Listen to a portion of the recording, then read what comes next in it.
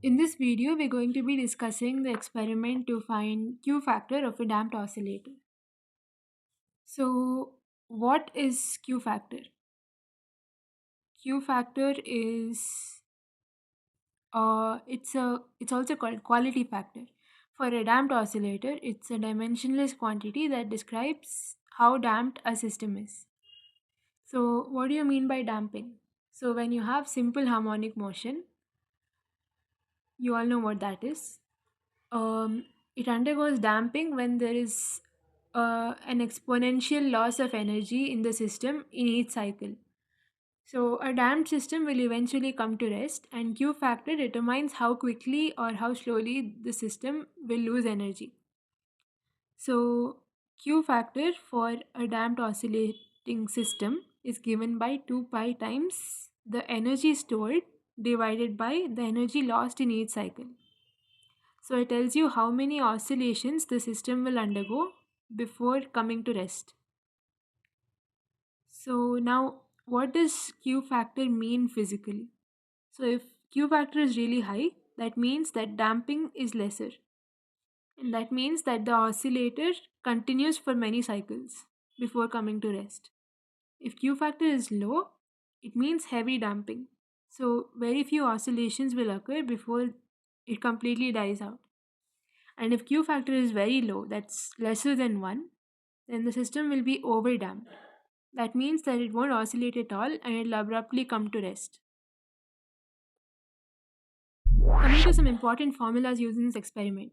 So you have omega naught, which is resonance frequency.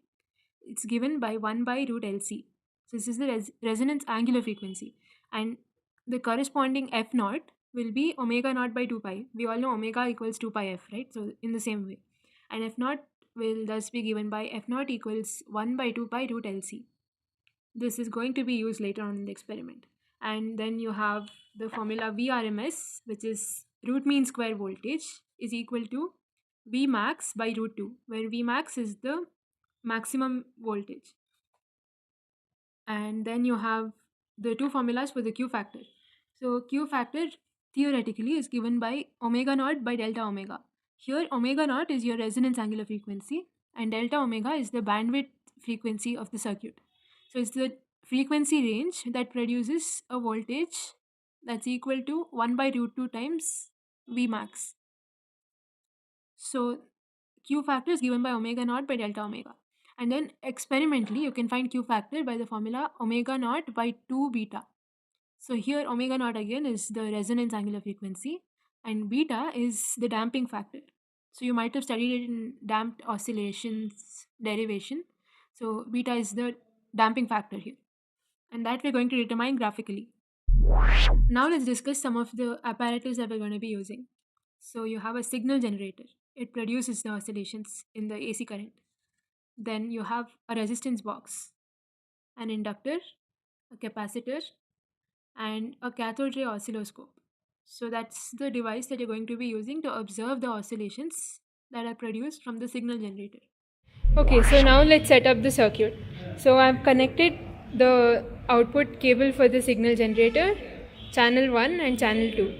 So first we'll connect the signal generator's output cable. So from your diagram you can see that the left hand side goes to the resistance box and the right hand side goes to the capacitor. So we'll connect it. So this is the left side, the red one goes to the left of the resistance box. The right side goes to the right of the capacitor. Now you have channel 1. Channel 1, the left side goes to the resistance box again, and the right side goes to the capacitor again. So it's the same for channel 1. So here it's the cable. Left hand side to the resistance box. Right hand side to the capacitor. So that's done.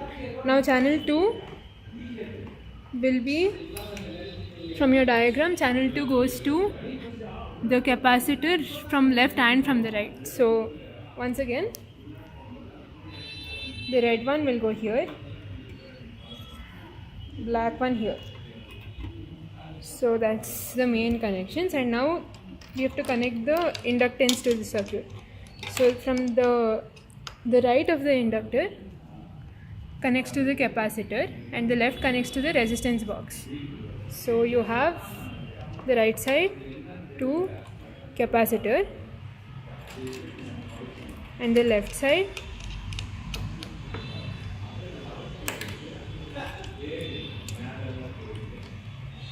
to the resistors.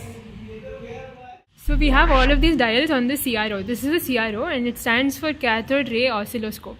So basically this control, I'll start from the first one. So here the position will be for moving it on the x-axis, right? And the x10 magnification will be to zoom in by 10. So this is the normal mode, this is zoomed in. Then you have this, changes the x division. This is time per division. So you can vary the scale of the graph that you have here using this dial. So as I decrease it, the waveform gets compressed because you're changing the scale of the graph. So this is time per division. You have to set it to whatever is comfortable for taking readings throughout the whole range. So now you have the mode here. So this will show you auto, normal, TV. So based on what you want to observe, you have to set it to auto for this experiment. And then the source of your waveform, that will be from channel 2 for this part of the experiment. And here you have volts per division on channel 1 and position of channel 1. You're going to ignore this because we are not observing from channel 1. It's just for reference. Okay, so all of the same dials will be there for channel 2 also, so I'll explain it here. So this position is to vary the y-axis position. So you can move it up and down using the position. Then you have volts per division, that will change your scale on y-axis. Then you have invert, so that inverts the waveform. And then you have AC, ground and DC. So for this experiment, because we are observing alternating current for the waveform, you're going to use AC as the mode. So that's all. So a very important point that we need to discuss before taking any readings for the tabular columns is that on the screen of your CRO, if you observe carefully, you can see that there's a lot of squares on the screen, and it works just like graph paper. So on graph paper, you know that 1 square corresponds to 1 centimeter square, and based on whatever scale you pick, you can use the markings in the small squares. So similarly, in your CRO, 1 square corresponds to 1 unit squared. So on the x-axis, it will be 1 time division squared, and on the y-axis, it will be 1 voltage division squared. So based on what you set on the CRO using the dials that have been given, you can change the scale, but the fact remains that the first division corresponds to 0, and then the small lines on the axis will be 0.2, 0.4, 0.6, 0.8, and then 1. So when the square moves to the next, when you move to the next square, you cover 1 division, and the lines in between correspond to 0.2, 0.4, 0.6, 0.8, and so on. So you have to make sure of this while taking readings. And of course, it's secondary that whatever reading you get, you'll multiply with the scale that you've picked on the time division dials. Okay, so for the first part of the experiment, we'll be observing sine waves. So the first part is basically to calculate the theoretical Q factor. So for this, you're going to be taking readings of the peak voltage as you vary the frequency. So for that, you need to have some basic idea of what your theoretical resonance frequency is. So the formula for the resonance frequency is 1 by 2 pi root LC. So you have, from your circuit, you can see that the inductance is 20 millihenry and the capacitance is 0.1 microfarad. So we note that down, and you can calculate theoretical resonance frequency as approximately 3.5 kilohertz. So your frequency range will start from 1 kilohertz and go up to 6 kilohertz. So now you can start taking the readings. So you can see I've set the signal generator as sine waves, and the frequency should start with 1 kilohertz.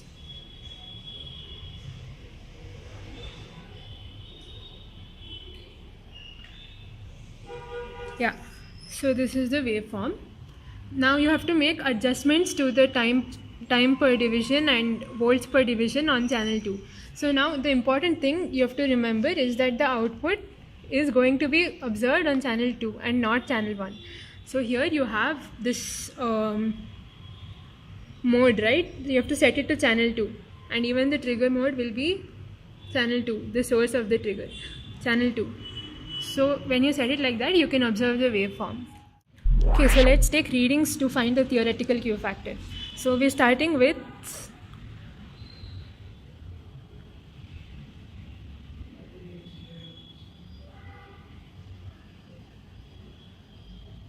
1 kilohertz. So you have the waveform here. You have to adjust it so that it's correctly aligned on both x and y axis. So you can see consider this as the origin. Then you can take the readings. So the peak voltage. Now here I have set volts per division as 0.5 volts. So now that will be the scale of my graph, right? So from this graph, if you have to take observations, so the number that you're going to get, that is 1, 2, 3.5, multiply that by 0.5 to get the peak voltage value for 1 kilohertz. So you're going to multiply the scale to all of the readings if you have set it as 0.5. If it works for you, you can set it as 1 also. Then you won't have anything to multiply, but whatever is convenient to fit the waveform into the screen, you have to do that. So as you increase the frequency, so now we did it for 1 kilohertz. Now move it to 1.5. Okay, so the waveform is going to change. Now the important thing is you start with some amplitude, right? So before you start taking readings, you check for every frequency from 1 kilohertz to 6 kilohertz. That's the range we're going to be taking readings. For each of those frequencies, the waveform has to fit in the screen so that you can take readings. So for that, it's very important to set the amplitude as whatever is suitable. So the amplitude and the volts per division, you cannot vary it after you start taking readings. So you have to make sure that the waveform fits in the screen up to the resonance frequency. So this you're not going to touch. So now it's 1.5 kilohertz. You can note down the value of peak voltage again. So you count the number of divisions multiplied by the scale and write the peak voltage value, and then repeat it for so you have 2 kilohertz now. 2 kilohertz, 2.5, this is 2.5, then 3, this is 3. Then now we calculated theoretical resonance frequency as 3.5, right? So now at 3.5 you can see that the voltage is peaking, so it won't increase above this. So then I'm going to vary it. You can see now it's 4, and for 4 the peak voltage value is decreasing again. So as I increase it to 4.5, 5, 5.5 and 6, you can see that the peak voltage keeps decreasing. So as you reach the resonance frequency, you get the peak of your voltage, and then it drops back down, and it could drop to even lesser than what you started with, because that's how we have taken the range, right, from 1 to 6, and 3.5 is in the between here. So now you start with 1, 1.5, 2 and 2.5. When you reach 3, because you need to make careful observations around the resonance frequency, you start with 3 and you carefully vary it as 3.2,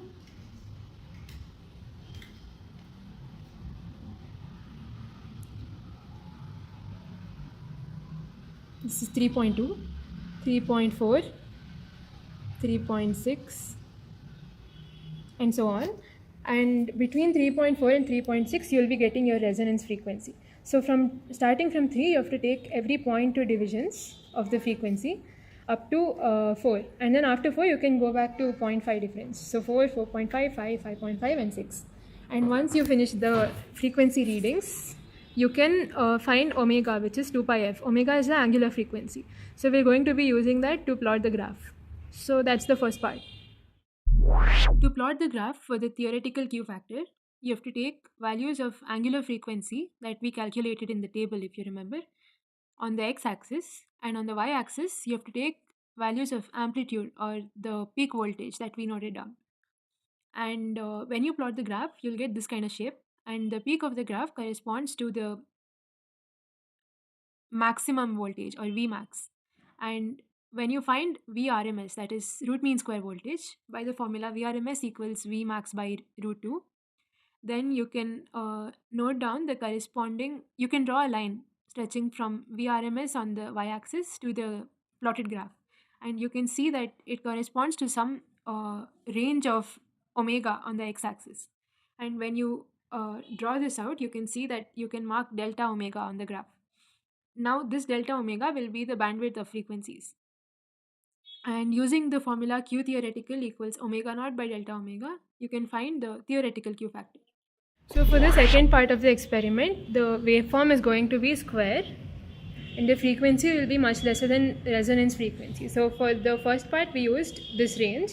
For second part we're going to be using 0.36 as the range. So point something kilohertz will be your range and square waveform. Take out 5 ohms of resistance, I've taken it out, and set the volts per division on channel 2 and time per division as per your requirement. So as long as you can comfortably view the waveform, you can set it to whatever is convenient. And so you set the signal, the waveform that you get, you set the first line on the 0 of the scale, and for taking peak voltage values, you have to, so now in the oscilloscope every square represents 1 volt and 1 millisecond. So every small line here will be 0.2, 0.4, 0.6 and then 1 for the main line. So going by that, this is the 0 of the oscilloscope scale. You have to find the peak voltage values by moving it to the origin. So here you move it here and count the number of divisions starting from the 0 and note that down for peak voltage of the first peak. Then you move it like this and from the 0 count the peak voltage of the second peak.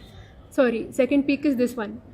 So for this one, calculate the number of divisions that have been from the 0 and then move it again and count it for the next peak and so on until the last peak. So that will be your Vp values, absolute peak voltage. And then for the time divisions, so now you had this at 0, right? So now for time division, just count how many divisions have passed for each peak, and that will be your time values. So multiply it by whatever you had set the dial at. So 0.1 for time division and 0.2 for volts for my setup. So however you set it, multiply that as the scale and you'll get the values, and then you have to find log of the peak voltage values from your calculator. For the second part, when we're plotting the graph, this graph is going to be in the 4th quadrant. That's very, very important.